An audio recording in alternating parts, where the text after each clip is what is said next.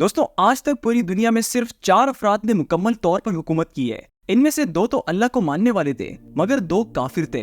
अल्लाह को मानने वालों में जुल्करनैन अलैहिस्सलाम और सुलेमान अलैहिस्सलाम थे, जबकि काफिरों में नमरूद और बख्त नसर थे। इसके अलावा कयामत से पहले एक 5वें हुक्मरान आएंगे जो कि पूरी दुनिया में अपनी हुकूमत को फैला देंगे, और ये शख्स और कोई नहीं बल्कि इमाम मेहदी अलैहिस्सलाम होंगे।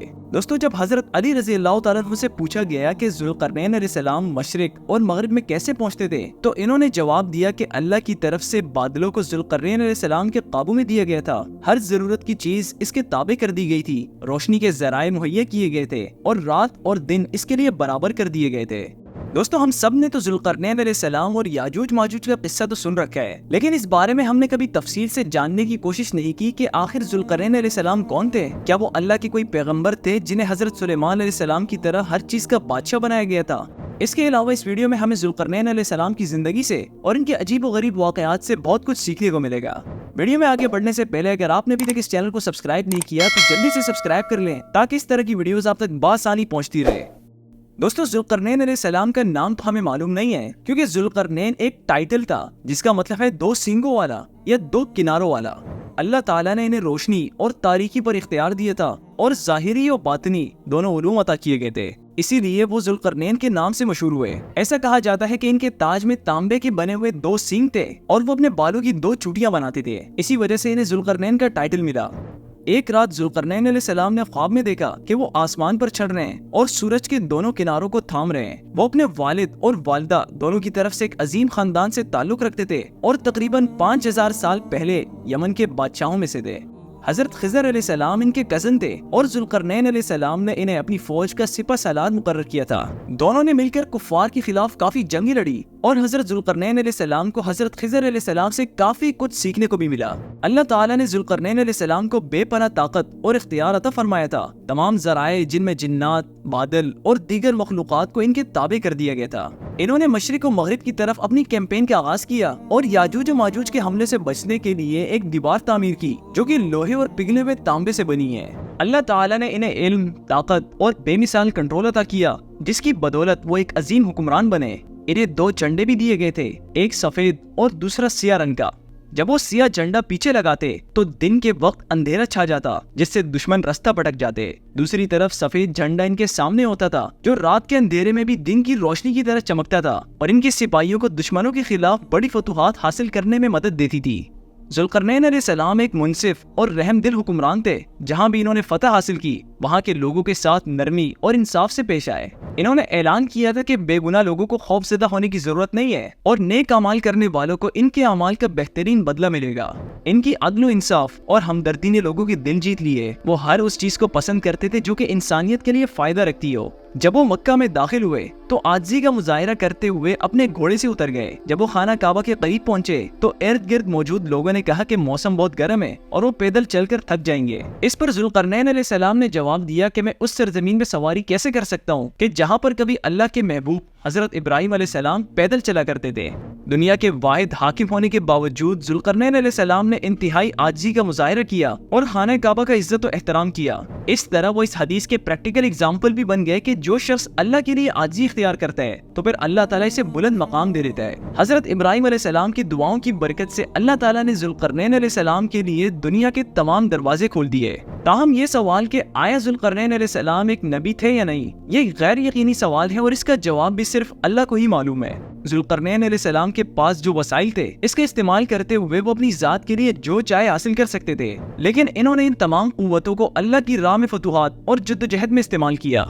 हजरत जाफर सादिक रज़ी अल्लाह तआला अन्हु ने अपने वालिद से रिवायत की है कि जुल्करनैन अलैहिस्सलाम का एक साथी फरिश्तों में से भी था। एक दिन जुल्करनैन अलैहिस्सलाम ने इस फरिश्ते से अपनी उम्र बढ़ाने का राज पूछा। फरिश्ते ने इसे आब हयात के पानी के मकाम की तरफ रहनुमाई की, जो कि लाफानी जिंदगी का राज था। ये पानी एक तारीक और खौफनाक इलाके में मौजूद था। जुल्करनैन अलैहिस्सलाम हजरत खिज़र अलैहिस्सलाम के साथ इस आब हयात को तलाश करने के लिए रवाना हुए और आखिरकार हजरत खिज़र अलैहिस्सलाम इस पानी को तलाश करने में तो कामयाब हो गए, लेकिन जुल्करनैन अलैहिस्सलाम इस पानी तक नहीं पहुंच सके। इसके नतीजे में हजरत खिज़र अलैहिस्सलाम को क़यामत तक अमर कर दिया गया और इन्हें किसी भी वक्त किसी भी जगह हाजिर होने की सलाहियत दे दी गई। अपने एक सफर के दौरान जुल्करनैन अलैहिस्सलाम ने एक तारीक वादी से गुजरते हुए अपनी सिपाहियों को हुक्म दिया कि तुम्हारा पाँव जिस भी चीज से टकराए इसे उठा लो।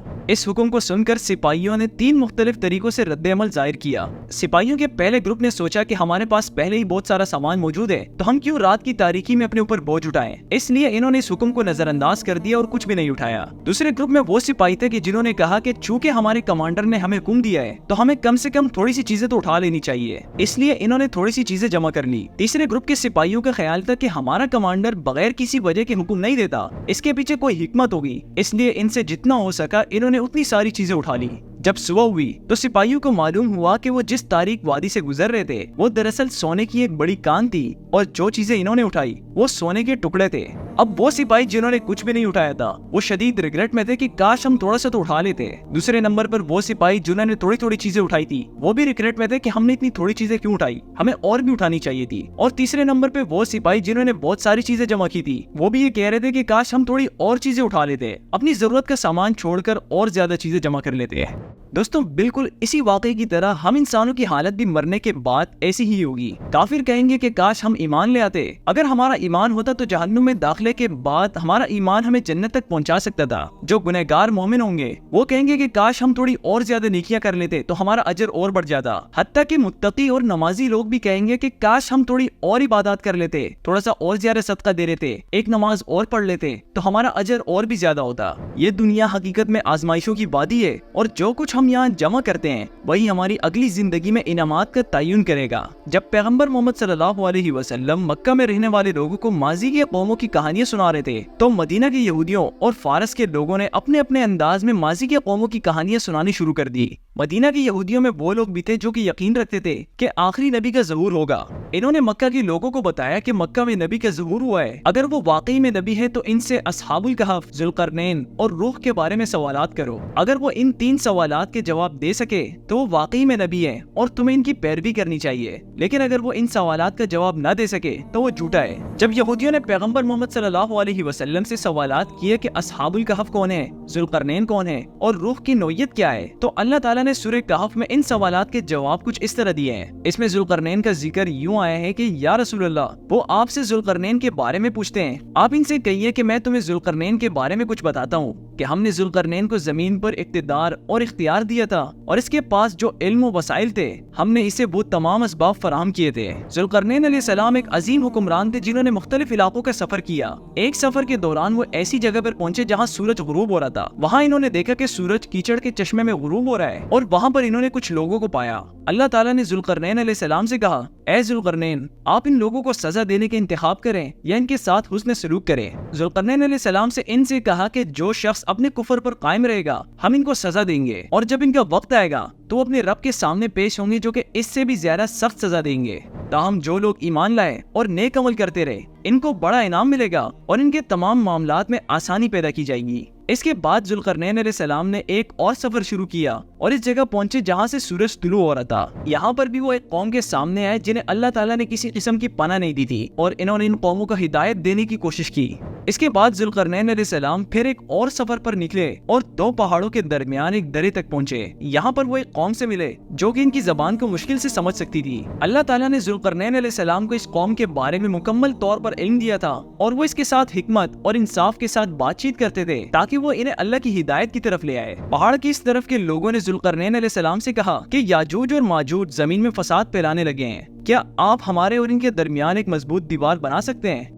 जुल्करनैन अलैहिस्सलाम ने जवाब दिया कि जो ताकत और वसाइल मेरे रब ने मुझे अता की है वो तुम्हारी पेशकश से कहीं ज्यादा है। इसके बजाय तुम मेरी मदद करो और मैं तुम्हारे और इनके दरमियान एक मजबूत रुकावट बना दूंगा। फिर जुल्करनैन अलैहिस्सलाम ने हुक्म दिया कि लोहे के टुकड़े लाए जाएं। जब दोनों पहाड़ों के दरमियान की जगह को लोहे से भर दिया गया फिर जुल्करनैन अलैहिस्सलाम ने हुक्म दिया कि इस लोहे को वक्त तक गर्म करो जब तक कि वो सुर्ख न हो जाए। जब लोहा पिघल कर चमकने लगा तो जुल्करनैन अलैहिस्सलाम ने कहा कि अब पिघला हुआ तांबा लाओ और इस पर डाल दो ताकि याजूज और माजूज ना कभी इसमें सुराख कर सके और ना ही इसे चैलेंज कर सकें। फिर जुल्करनैन अलैहिस्सलाम ने कहा कि ये अल्लाह की रहमत में से है, लेकिन जब अल्लाह का वादा पूरा होगा वो इस दीवार को जमीन पर हिला देगा क्योंकि अल्लाह का वादा हमेशा सच्चा है।